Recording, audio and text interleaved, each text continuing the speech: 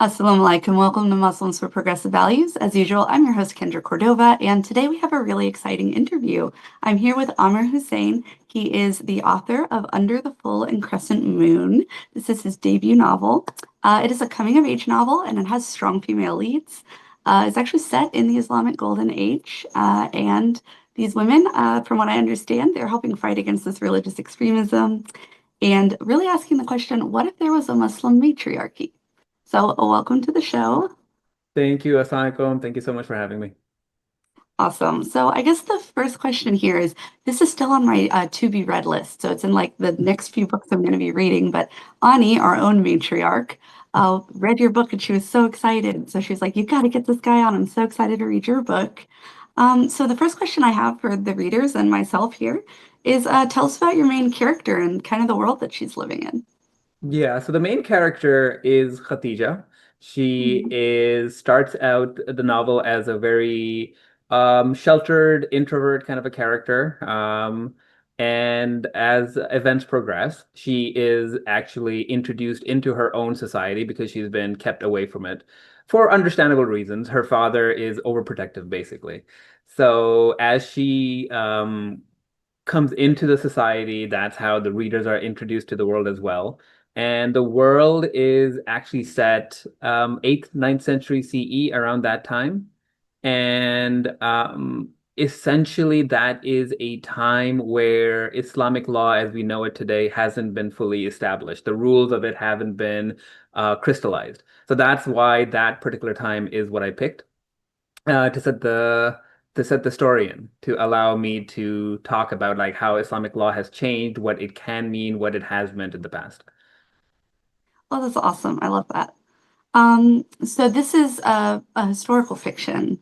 How Yeah. much of the actual history did you add into this book, and then how much were you sort of doing this like questioning of what if? Yeah. So I think I actually, when I wrote the book, I didn't really know what genre it was in either, but my publisher, Dundrum Press, or my acquiring editor kind of helped me call it speculative historical fiction. Okay. So it is in terms of the setting itself. The city is named Madinat al-Aqam.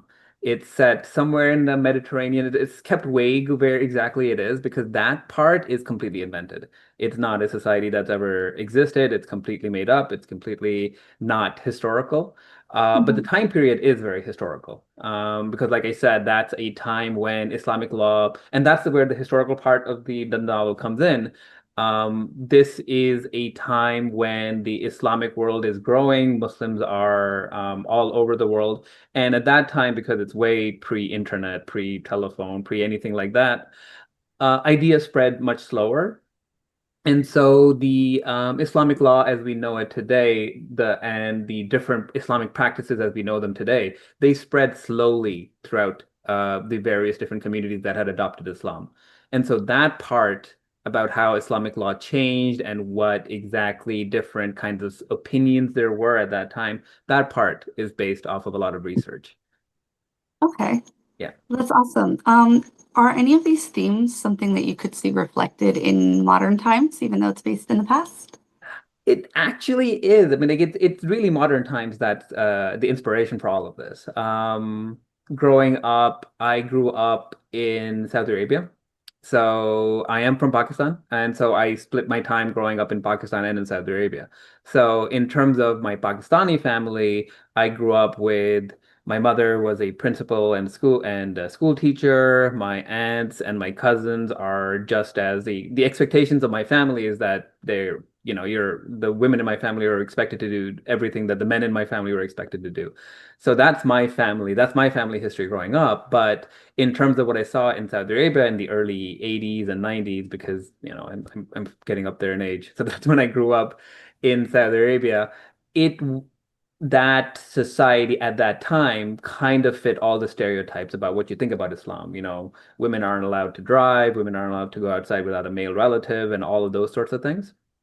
So in terms of that, I've always been very comfortable. I always grew up in a situation where I was comfortable with the idea that there's a lot of different ways of being Muslim, and there's a lot of different understandings of how Islam should be practiced and what is a real Muslim and what is not a real Muslim, and all of those sorts of things.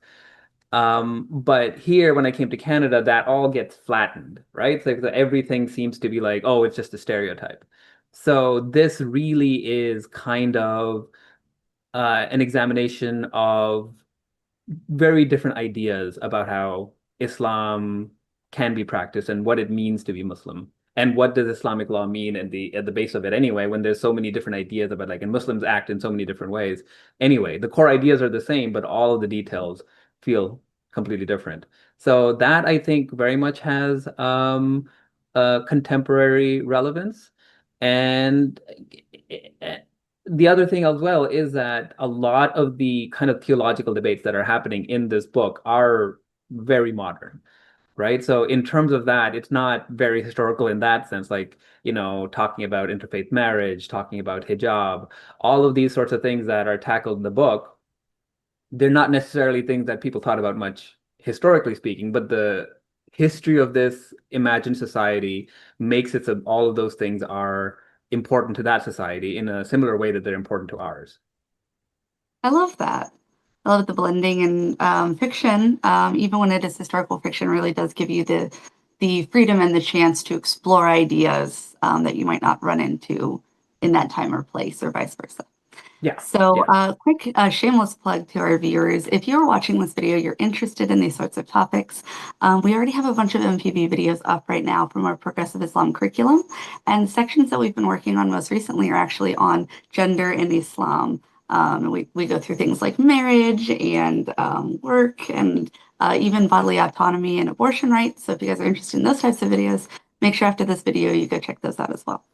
So the next question I have for you, and you sort of already started explaining it, but having a young adult and a female lead, what was your main inspiration? Was your inspiration mostly your family members, or specifically for this book and these characters? Where did you find that inspiration to write this? Yeah, I mean, like it's definitely my family members. One of my actually one of my earliest memories is of my mother sitting me down and me and my sister. My sister's like slightly older than me. And it's just like I don't know why this is one of my earliest memories, but it's like basically my mom making it very clear that in Islam, any money I made, I had to spend on my family, but any money my sister made was completely her own to do things with.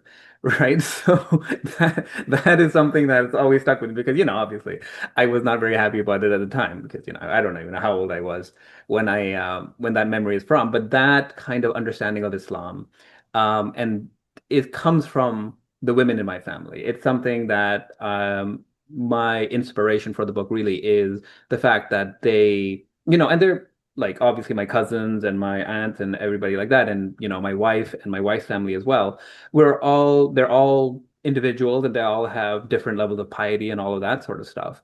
But that has absolutely no relevance to how accomplished they are and how strong-minded they are and how, what strong opinions they have and all of those sorts of things.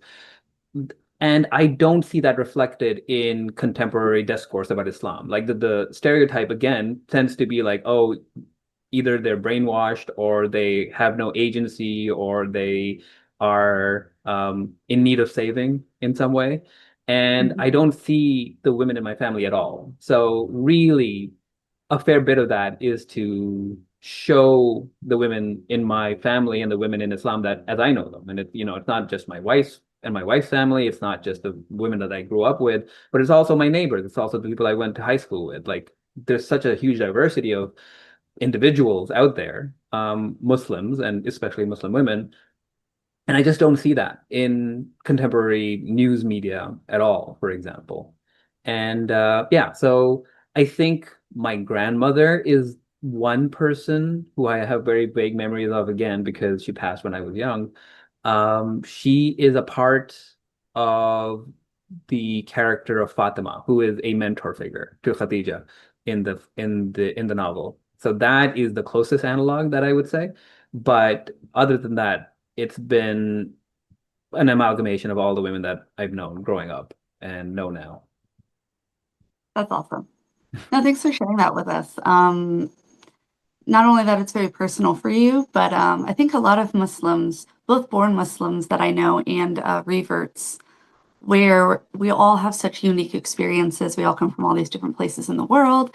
Yeah. And as you said, that's not really talked about as much. And at least in my personal experience, it really isn't talked about with my non-Muslims in the West, but it also isn't really talked about with some of the Muslim circles Yep. that I'm in because it, like you said, with the stereotype, it becomes just sort of everybody saying the same thing of like all Muslims believe the same thing and they do the same thing, and this is all true for absolutely everybody all the time. And what we're seeing in the program that I'm teaching and some of the classes I've taken as well and people I've run into, it's like, well, yes, we all believe the same foundational things, but Muslims are a very diverse group. There are so many Muslims all over the world, and the practice changes based on like culture and experience. So I love that you're bringing this into the fiction world and that this is being talked about more in public because both sides, everybody needs to hear this, that Muslims are a lot of things, and we all need to sort of talk about it, I think, more often. Yeah, yeah. And Um, a part of that too is like I think a little bit of it comes from like being in Toronto and being in a place that is very diverse and coming into it and feeling accepted. Well, before 9/11 anyway. It was like a lot of feeling of like that acceptance in the Toronto area, especially being Muslim. And having this situation where a lot of different cultures are coming together and people are just kind of feeling each other out. So even like the historical setting is very much based off of that because it is a prosperous city, it is a growing city, and that means that there's a lot of different cultures coming in because obviously any prosperous place attracts other people to it. And so there's a lot of like, even though it is a mainly Muslim empire, there's a lot of differences in how different people that are coming into the city, they have slightly different cultural practices, they have slightly different languages, they have slightly different slangs for different things. And people in that society have gotten, because it's a trading community, they've gotten used to dealing with different peoples with slightly different cultures in the book as well.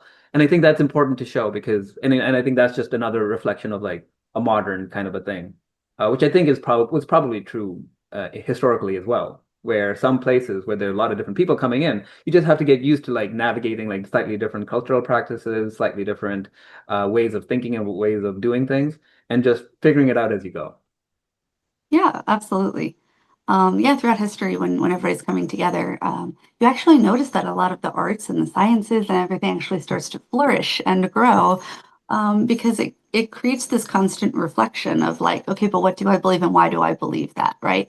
As Yep. opposed to like what Orwellian literature points out, where orthodoxy usually comes about by a lack of thinking because you don't have to ask anymore. It's just you're just going to agree, say the thing, and move on.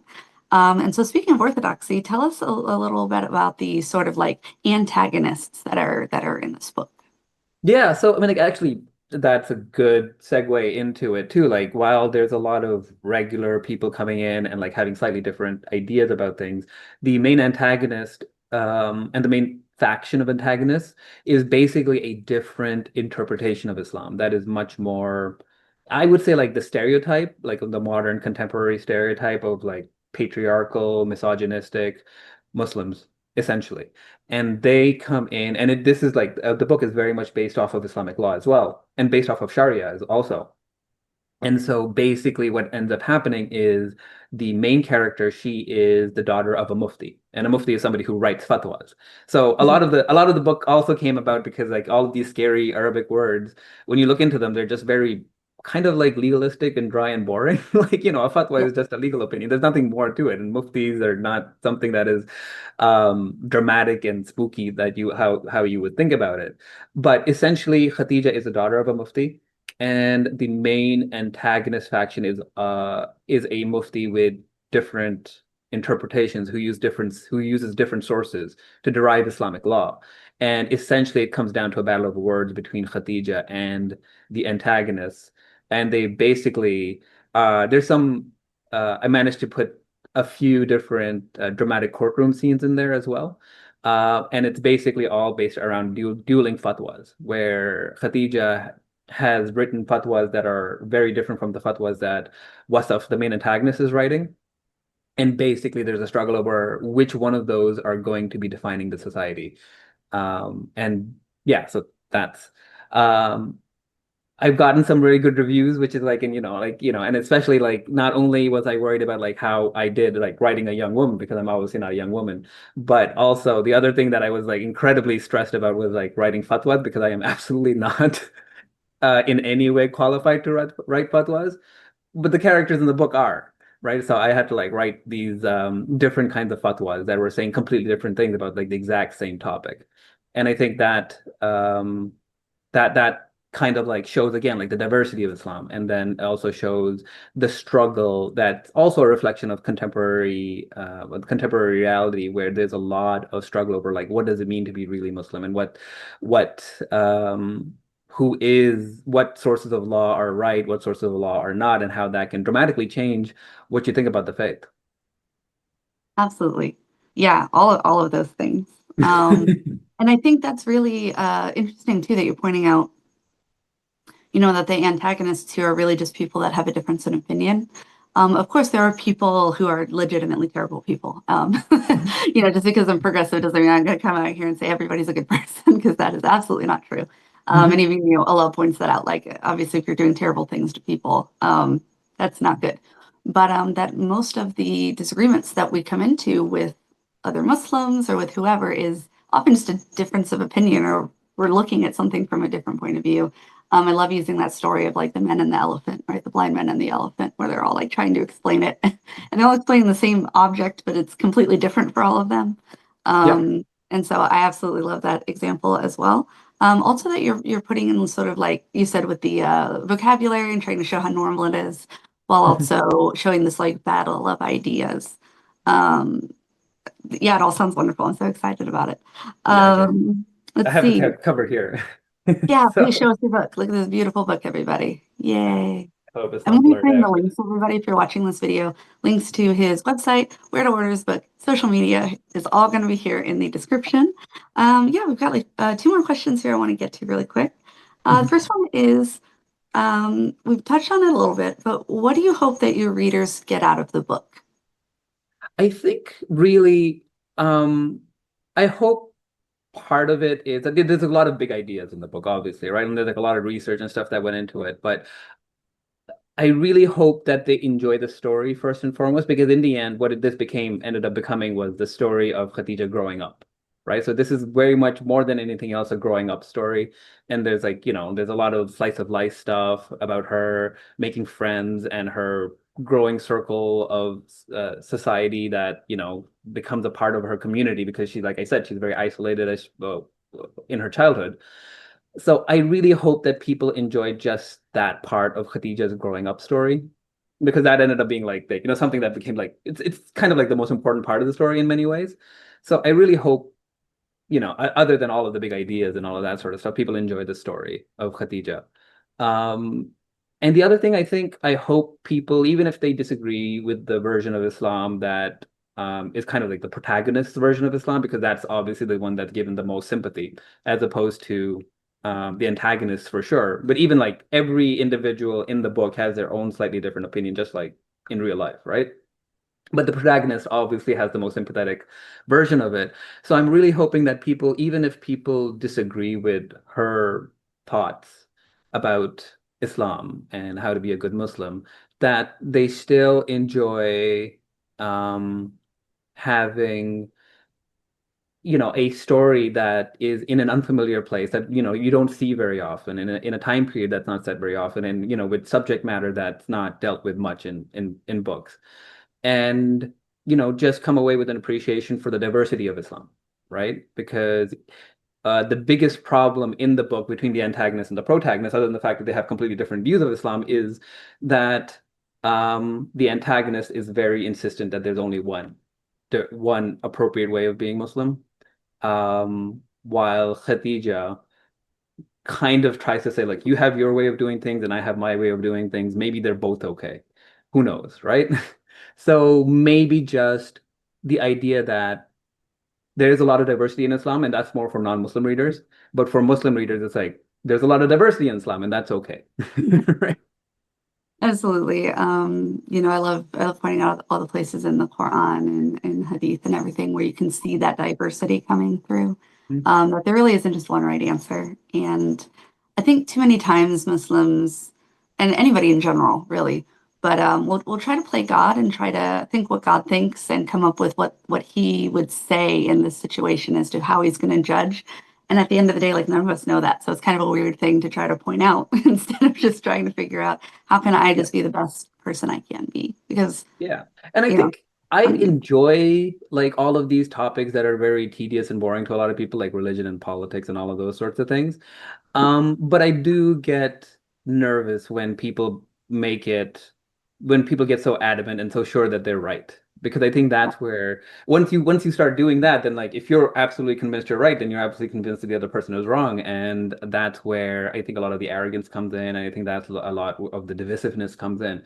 And I think because certainly in today's age, I think unity and being able to unite for a common cause of justice, especially when there's so much injustice in the world in places like the Congo and in Sudan and in Palestine, especially Congo and Palestine, where Muslims need to get together and do something for our fellow Muslims, let alone all of the other injustices in the world. But one of the reasons that we're not able to, and this feels like it's like a deliberate, is like a deliberate inflaming of opinions against each other. Like God made us diverse for a reason. And I think the appropriate response to diversity is to be able to have be able to have these conversations, but keep them as fun conversations, right? Like have them like being like a coffee house chat or being like, having like a friendly debate over a podcast or something like that, rather than it becoming like literally life and death sort of rancor, right? So I really hope that that is a place that we can slowly get to, because then we'll be able to work together on things that are actually incredibly important rather than like who's right or who's wrong, which like you said, like God will let us know in the next life, not in this one. So absolutely. All right, final question here, and I'm sure anybody who's read your book has this question, and the people watching this are probably excited for this question too. Do you have any other books that are going to be coming out soon? no. I mean, like anything that it took me so long to write this one, and then like, the whole process of getting it to the publication, which was like a learning experience, like this is my first novel, and then like marketing it, which is a whole other kind of like a challenge. I do have ideas for other novels, but even in the ideal situation, it's like a couple of years off. But I do have ideas. I do have ideas for both similar to this and than different as well. And unfortunately, it wouldn't be coming out anytime soon. Well, that's all right. Thank you for talking with us today. All right, everybody who is watching, that is Amr Hussain. I'm going to have all of his links in the description here as well. And if you are a writer yourself, feel free to reach out to publisher at mpbusa.org. We are taking queries, we are doing interviews, all of that stuff. And if you're looking for a progressive place to learn or give that zakat money, MPB is an international nonprofit organization who helps to share educational information and help with like charity work throughout the world to spread the message of progressive Islam. So don't forget to like and subscribe, and inshallah, we will see you in the next video. Bye.